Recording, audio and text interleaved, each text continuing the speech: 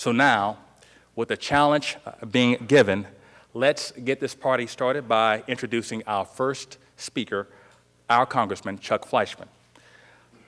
Congressman Fleischmann is a graduate of the University of Tennessee Law School, and he and his wife, Brenda, had a successful law practice here before being elected to Congress in 2010. The Congressman now serves on the prestigious House Appropriations Committee, where he works hard on issues that are of vital importance to our nation, state, and the TVC region. You know, as a young lawyer, I remember reaching out to then Chuck Fleischmann about what it took to be a successful lawyer. And one of the things he told me, and I applied it immediately, was that he didn't take much time off. He worked diligently. In other words, keep your head down and do the work. That counsel was tremendously helpful to me as a young lawyer, and I can see that even in his current role, that same work ethic is on full display. He is a good friend, and I'd like to have you join me up here, Chuck. Let's give them all a round of applause.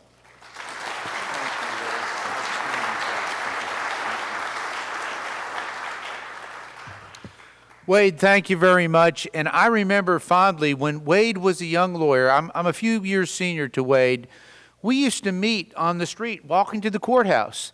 And as he alluded to, it was correct. We would sit down and just talk about the future of Chattanooga and how we were going to get there as a city and our dreams together. And I'm so glad to call you my friend, and you've just been a tremendous success in the private practice, and I thank you for your public service as well now, Wade. Thank you, sir. I didn't come to Chattanooga the easy way. I married my lovely wife of 27 years who said, "We're going to Chattanooga." That was back in 1986. We met at the wonderful law school at the University of Tennessee in Knoxville, my alma mater. And at that time, Brenda grew up in Chattanooga. At that time, it was a very interesting town. It wasn't as dirty as it was back in the late 70s, but I would come out of my office at night, and the city was dead. It was quiet. There was nothing going on.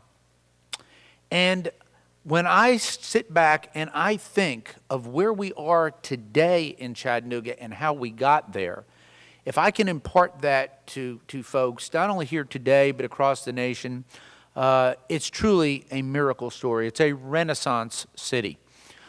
As you all know, I have been privileged to serve for the last 3.5 years in the United States House of Representatives. I represent the great 3rd District of Tennessee, which encompasses this great city in Chattanooga, Oak Ridge, all the way up to the Kentucky border, an East Tennessee district. And I have colleagues on both sides of the aisle come up to me on a regular basis, and they ask me about the Chattanooga miracle. Tell me what happened.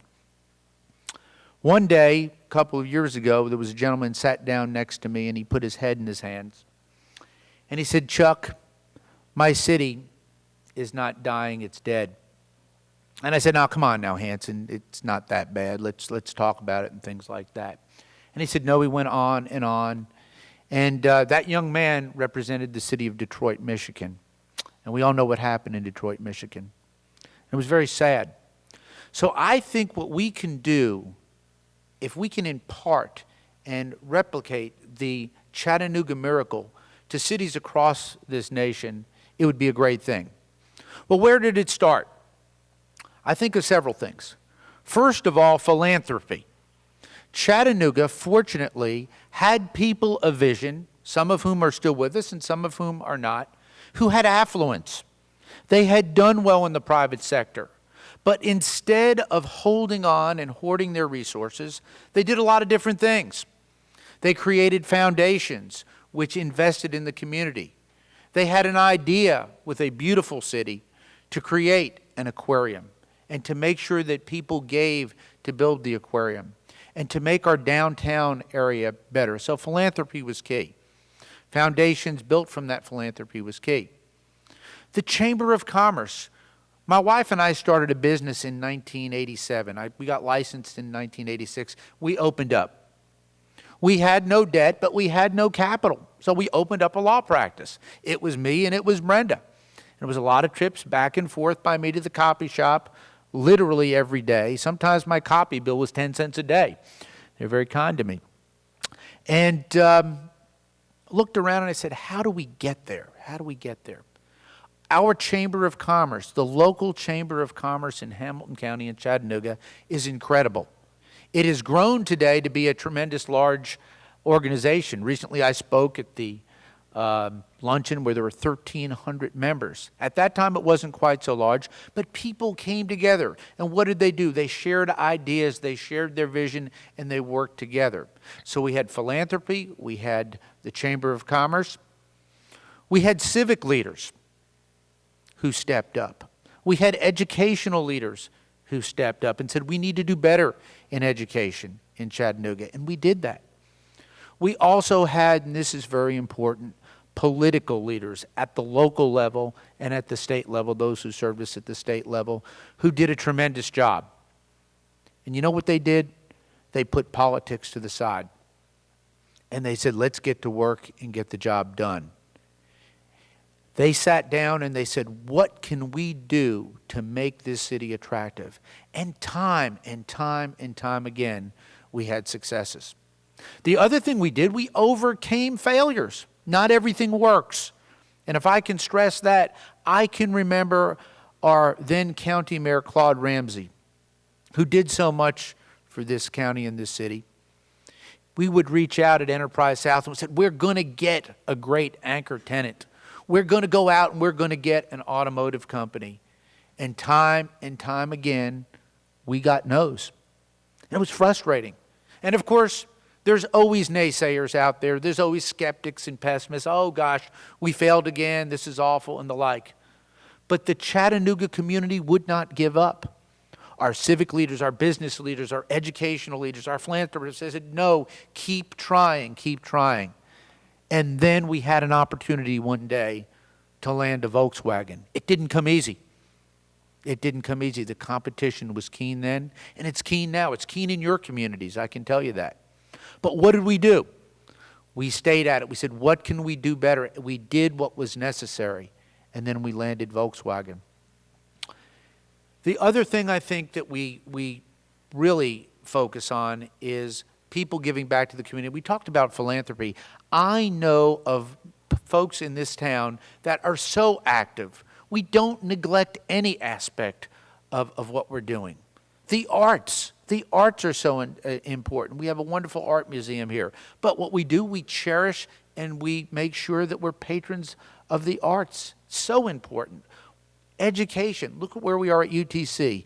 UTC is a great school today. It was a good school in 1986. And it's going to be greater in the future.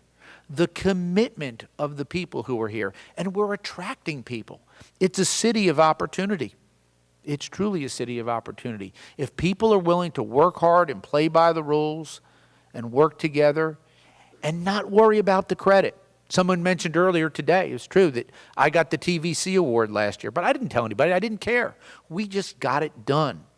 And that stands out in Chattanooga. I can point to example after example of entrepreneur that continues to do that. And that's why we continue to attract the brightest and the best. And Wade is right. We're keeping folks. People want to come back. My son, many of y'all met my middle son here. He's in law school right now. He went to UTC as undergrad. And when he comes back to Chattanooga, I said, son, hey, how about Washington, D.C. or this? And I said, Dad, I want to come back to Chattanooga, Tennessee. I love it here. When he brings his friends and he goes around, he sees the Bluffview Art District. He sees the aquarium downtown. He sees bankers and lawyers and accountants and entrepreneurs coming together. And let's not forget companies like the CoLab, business incubators. Think about that. If you've got a talent, not just capital, if you've got a talent or a skill, share it with somebody else. That's incredible. We have spawned so many great companies here because why? People were willing to give back and share their talents with somebody else. I think that's nothing better than we can do. Don't just hold on to your own talent. Share it with somebody else and maybe be able to take it to the next level. And we see that time and time again. Healthcare, Erlanger. How can I help? You've heard me talk about Chattanooga. How can I help? We have a wonderful hospital here, Erlanger Regional Health Facility, and it was having some problems, but it does great things, biomedical research and the like. The Med in Memphis, Meharry, and Nashville, they were getting proper federal funding. We got a new leader at Erlanger, and he came to me and he said, look, I need help. We're not sharing in the federal pool of money. He went to Senator Corker in the Senate. He went to me, and he said, I need Corker to lead in the Senate. Chuck, I need you to lead in the House. About a month and a half ago, we found out that Erlanger Medical Center is going to get $30 million of recurring federal funds every year. We have saved this regional health care facility for the region. That is so important. It's part of the puzzle. So whatever the area, you're going to find Chattanoogans, Hamilton Countyans, coming where there's a need together to work together, to play together, and to highlight our city for the world. That's why when other members of Congress, and you heard from one today, Morgan Griffiths came down, you'll see Jimmy Duncan tomorrow, that's why the Chattanooga example is such a shining example. And again, to parlay on what Wade said, with the Tennessee Valley Corridor, today, come here today and tomorrow and glean from the things that we've done well. And I'm going to make an ask, because I'm a politician, I'm always going to make an ask. Share your ideas. Share your success stories from your cities so that we too can continue to improve on this great city.